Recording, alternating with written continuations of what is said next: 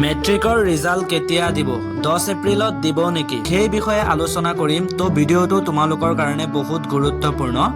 ডিটেইলছত জানিব হলে স্কিপ নকৰি লাষ্টলৈকে চাই থাকিবা তো ছাত্ৰ ছাত্ৰীসকল তোমালোকে বহুত দিনৰ পৰা মেট্ৰিকৰ ৰিজাল্টৰ কাৰণে ৱেইট কৰি আছা ফাইনালি তোমালোকৰ অপেক্ষাৰ অন্ত পৰিল 2026 HSLC ৰিজাল্ট 10 তাৰিখে ঘোষণা কৰা হ'ব আৰু এইটো 100% সঁচা এইটোৱে কনফাৰ্ম ডেট আমাৰ অসমৰ মুখ্যমন্ত্ৰী ডক্টৰ হিমন্ত বিশ্ব শৰ্মা ছাৰেও এই ডেটটোৱে দিয়া হ'ব বুলি কৈছে তো ৰিজাল্টৰ ডেট 10 এপ্ৰিলে হ'ব ৰিজাল্ট মৰ্নিং 10টাৰ পৰা 11টাৰ ভিতৰতে দিয়া হ'ব আগৰ বছৰতো 2025তো সেম টাইমতো দিয়া হৈছে তো এতিয়া হয়তো তোমালোকে ভাবি আছা ৰিজাল্ট তোমালোকে কেনেকৈ চেক কৰিবা কোন কেইটা ৱেবছাইটত চাব পাৰিবা মই কেইটামান ইমেজ দি থৈছো তোমালোকে ইমেজ কেইটা চাব পাৰা ৱেবছাইট sebaonline.org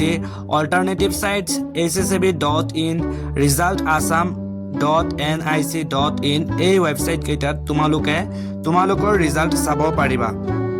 এইবাৰ প্ৰায় 4.38 লাখ ষ্টুডেণ্টছে এক্সাম দিছে ফাৰ্ষ্টত অনলাইন মাৰ্কশ্বিট প্ৰভিজনেল হ'ব দেন ফাইনেল চাৰ্টিফিকেটখন স্কুলৰ পৰা ল'ব লাগিব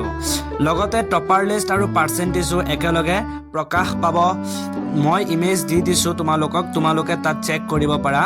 মই তোমালোকক ৱেবছাইটৰ এটা স্ক্ৰীনশ্বট শ্বেয়াৰ কৰি আছোঁ তো ছাত্ৰ ছাত্ৰীসকল তোমালোক একদম পেনিক নহবা হয়তো